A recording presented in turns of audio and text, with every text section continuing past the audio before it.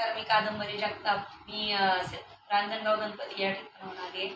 मी या ताईंना अमृत ज्यूस दिले होते 1.5 महिन्यापूर्वी. तर त्यांना कसा रिझल्ट आलाय आणि त्यांना काय वाटतं त्याबद्दल आपण त्यांच्या तोंडून ऐकू. नमस्कार मॅडम. नमस्कार. तुमचं नाव सांगा. दीक्षा घोडके, मुस्लिमांमध्ये राहते. हां, तुम्हाला हे औषध हे 1.5 महिन्यापूर्वी अमृत ज्यूस तुम्ही घेतलं. त्या अमृत ज्यूस घेण्या अगोदर तुम्हाला काय त्रास होता? मला पित्ताचा त्रास होता आणि असं दम लागल्यासारखं व्हायचं. मुळव्याधाचा पण त्रास होता. म्हणजे दोन्ही तीन त्रास मला फरक पडलाय चांगल्यापैकी. तर तुम्हाला आता लोकांना काय सांगाल? मला तर चांगलं वाटतं म्हणजे नाही का हे औषध सगळ्यांनी घेतलं पाहिजे.